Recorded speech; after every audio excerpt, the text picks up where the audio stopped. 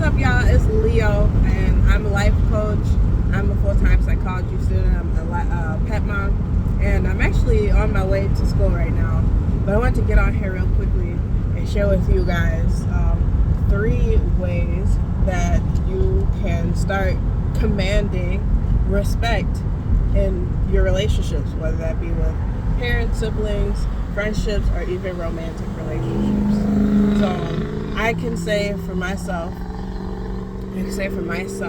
there was a time in my life where I used to feel disrespect, and it was a daily offense. And a lot of times, we go through life, and when we're experiencing disrespect, when we go into relationships, stating that we're not going to tolerate disrespect, but when we experience that disrespect, we either, two ends of a pole, we either sit back and take it as if we deserve it, or we want to get our lick back. And I want to challenge you guys and ask you, have you ever considered how the way that you're treated in your relationships, how you reflect that on how you treat yourself in your own relationships?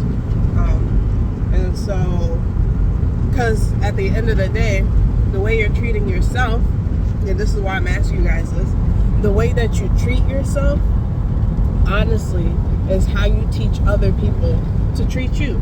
So I'm going to give you 3 steps on how you can start treating yourself better, which is going to set up the environment for other people to treat you better. The first thing is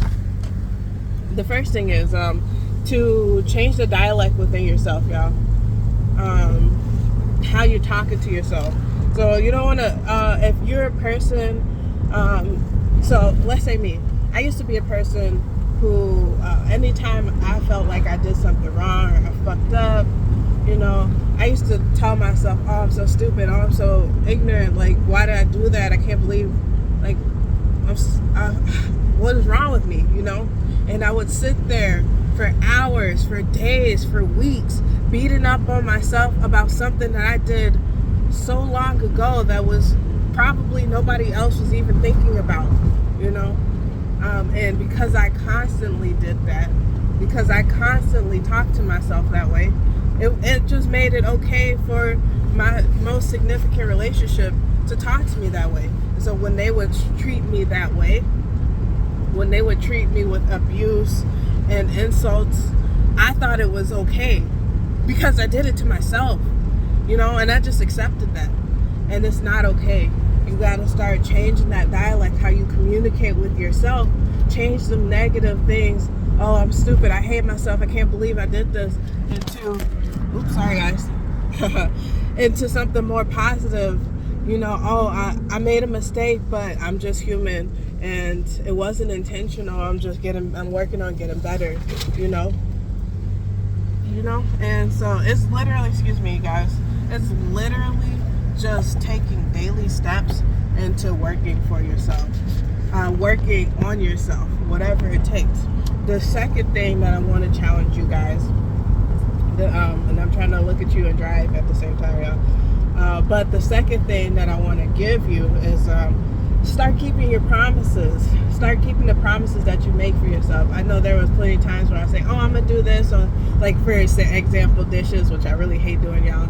I'd be like, oh, I'm going to do the dishes tonight. And I never do the dishes. It'll be a whole week later and the dishes are still there. And then so it's like, I said I was going to do this and I never went back and did it.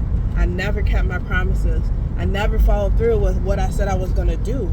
And because I never did that for myself, I couldn't expect that from anybody else. And so when my relationships or, my friendships, when they would say they would come through, like, for example, if I threw a party for myself, or, which was something I was actually forever afraid to do. I've done it before, but I was so scared to do it because I always expected that nobody would show up for me. And I expected that because I had to reflect and look at how often do I show up for myself, It ain't very often. Well, it is now. But in the past, it wasn't very often. It was very, very minimum that I would even show up for myself, you know. And so, sorry guys, hold on. Gotta make this turn. Okay, we're good. We're good. I'm just on my way to school, y'all, and I don't have a tripod for my car yet, but we make this work, okay? But anyways, yeah. Yeah, you just have to, you have to be honest, and you have to keep the promises that you're making to yourself. If you never keep the promises that you make to yourself, how can you expect anyone else to keep a promise for you? You can't even rely on yourself, you know? So that's a huge thing I want to challenge you guys really to look at for yourself. Lastly, the last thing I want to challenge you guys is to give yourself grace, okay? Nobody is perfect. You're not going to get everything right 100% of the time. It's just not realistic, you know?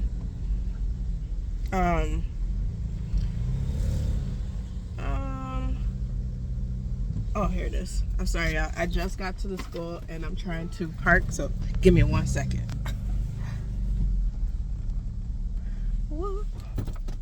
All right.